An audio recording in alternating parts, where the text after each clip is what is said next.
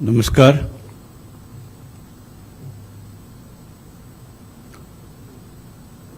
माननीय श्री दिलीप वळसे पाटील,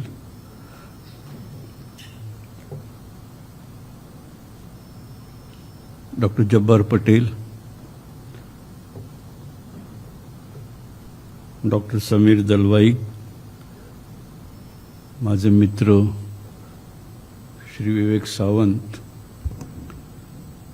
आणि अर्थातच सर्वात महत्त्वाचे म्हणजे आजचे सत्कार मूर्ती प्रोफेसर अनिल गुप्ता,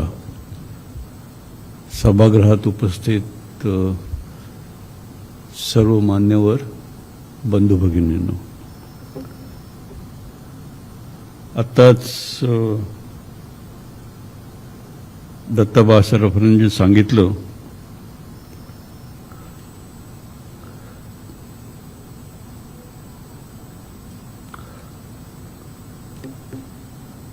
आज स्वर्गीय यशवंतराव चव्हाणांची 113वी जयंती. त्यानिमित्त आजचा हा कार्यक्रम आयोजित केलेला आहे. त्यांच्या स्मृतीस अभिवादन करण्यासाठी त्यांनी महाराष्ट्राला केवळ राजकीयच नव्हे, राजकीय नेतृत्व उत्तुंग होतच, आपल्या देशाचे डेप्युटी प्राईम मिनिस्टर सुद्धा ते होते. पण मला वाटतं त्याहीपेक्षा महत्त्वाचं म्हणजे त्यांनी एक परिपूर्ण व्यक्तिमत्वाचा जो ठसा अख्ख्या महाराष्ट्रापुढे उभा केलेला आहे. मग त्यात राजकीय बाजू आली, सामाजिक बाजू आली, सांस्कृतिक बाजू आली आणि अशा संपूर्ण आणि परिपूर्ण नेतृत्वाच अभिवादन करण्याचा आजचा हा दिवस. तर सर्वप्रथम मी त्यांच्या स्मृतीस अभिवादन करतो आणि या कार्यक्रमाच्या निमित्ताने म्हणजे या कार्यक्रमाचं एक प्रमुख प्रयोजन म्हणजे आताच बाळासाहेबांनी जे सांगितलं की चव्हाण प्रतिष्ठानचे जे विविध उपक्रम चालतात त्या उपक्रमामध्ये म्हणजे समाजामध्ये वेगळ्या वेगळ्या स्तरावर वेगळ्या वेगळ्या क्षेत्रात विविध मंडळी जे आपापलं योगदान देत असतात, एक समाजापुढे चांगलं उदाहरण निर्माण करत असतात, ठसा उमटवत असतात. तर त्याची एका बाजूला पोचपावती समाजातर्फे आणि दुसऱ्या बाजूला तशा प्रकारचं उदाहरण सर्वांपुढे ठेवणं की ज्यायोगे सर्वांना स्फूर्ती मिळेल, सर्वच जण आपापले योगदान अधिक समृद्धपणे कसं करू शकतील या बाबतीत प्रयत्नशील राहावे म्हणून त्यांना या निमित्ताने स्फुरण मिळेल. अशा म्हणजे त्यांनी बाळासाहेबांनी आपल्याला वेगळ्या वेगळ्या पुरस्कारांची यादीच सांगितली.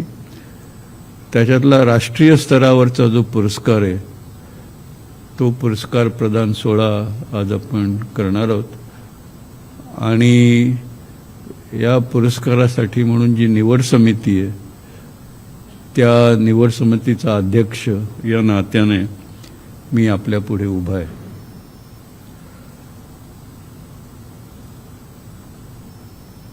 तसं बघितलं तर हे काम म्हणजे आज ही जी यादी आहे इकडे की राष्ट्रीय स्तरावर आजपर्यंत ज्या विविध व्यक्तिमत्वांना आपण पुरस्कृत केलं त्यांच्या कामाची पोचपावती सर्वदूर पोचवली ती यादी जर बघितली तर आपल्याला जाणवेल की हे म्हणजे आपण जर नॅशनल स्तरावर हुज हू ची यादी जर काढायची झाली तर आणि त्या या यादीचा जो स्तर आहे ते सांभाळण्याची एक मोठी जबाबदारी या निवड समितीवर असते आणि आहे.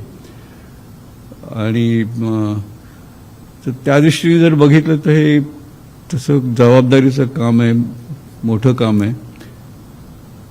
पण आमची जी निवड समिती आहे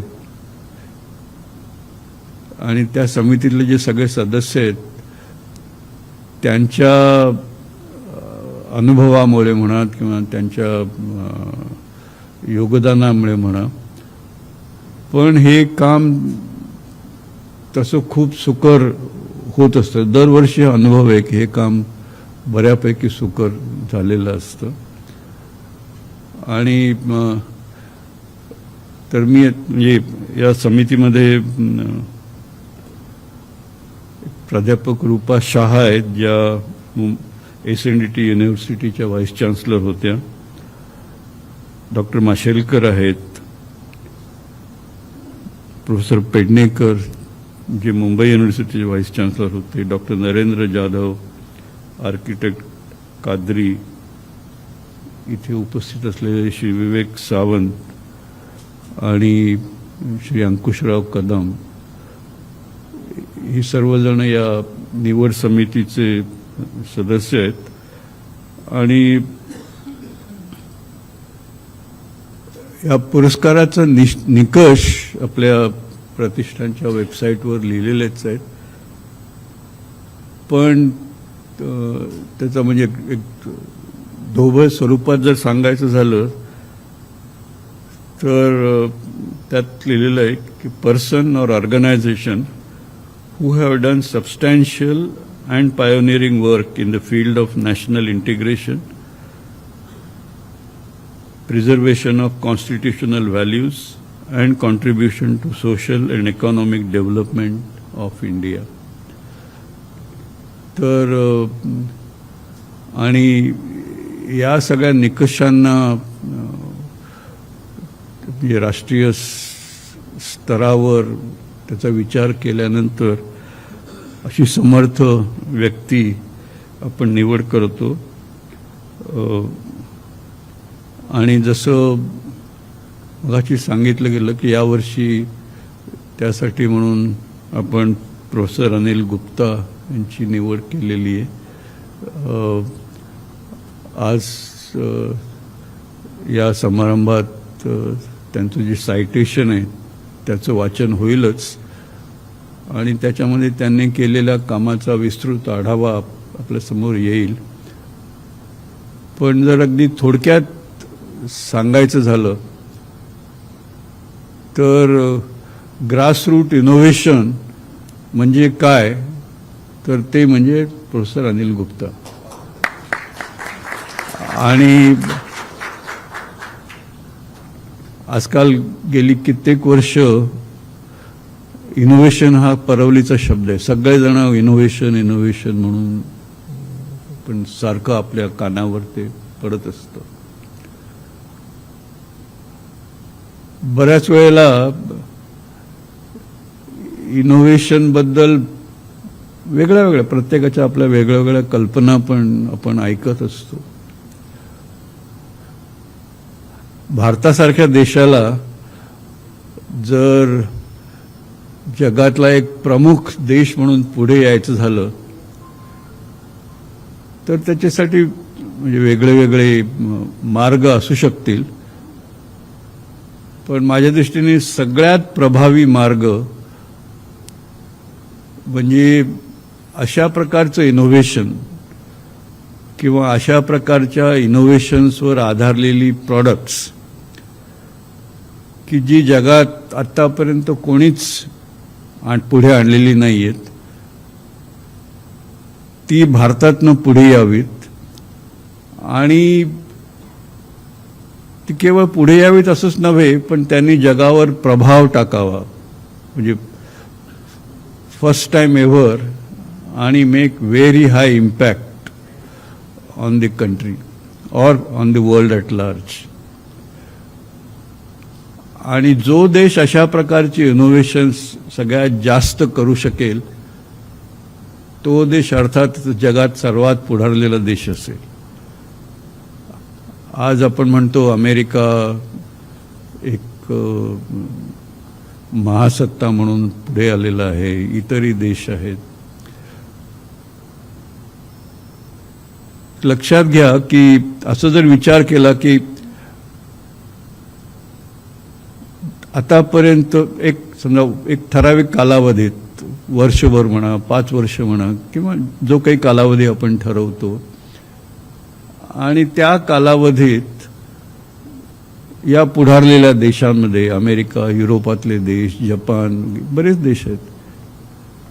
आणि या प्रत्येक देशामधले मी मगाशी म्हटल्याप्रमाणे नवीन इनोव्हेशन्स किती झाली, जगात सर्वप्रथम आणलेली आणि खूप इम्पॅक्ट करणारी अशी इनोव्हेशन्स किती झाली. आणि मग आपल्या लक्षात येईल की केवळ सामरिक शक्ती म्हणून पुढे आलेले देश किंवा खूप आर्थिक समृद्धी असलेले देश हे सगळं महत्त्वाचं आहे, पण जगात सर्वात प्रमुख देश, सर्वात जरब असणारा देश, त्या प्रकारचं जर सामर्थ्य प्राप्त करायचं झालं तर हे असं आजच्या युगात हे असले इनोव्हेशन्स असणं आवश्यक आहे. कारण त्याच्यामुळे सामरिक शक्ती प्राप्त होते, त्याच्यामुळे आर्थिक सुबत्ता प्राप्त होते, त्याच्यामुळे लोकांचं जीवनस्तर वाढवण्याला मदत होते. आणि तर माझ्या दृष्टीने इनोव्हेशनचं तेवढं महत्त्व आहे. आता हे करताना जागतिक स्तरावर एक गोष्ट झाली, पण आपण जर एकूणच देशाचा विचार केला तर आपल्याकडे म्हणजे जशी जशी आर्थिक स्थिती सुधारत जाते तसं तसं बहुतेक ही विषमता पण वाढत जाते. आणि हा जगाचाच नियम आहे, आपल्याचकडे होतं असं नाही, सगळीकडे होतं. आणि विषमता वाढणं ही काही फारशी चांगली गोष्ट नाही. आणि मग त्याला जर मात द्यायची असेल, पुढे यायचं, जगात पुढे यायचं, पण विषमता कमी करायची,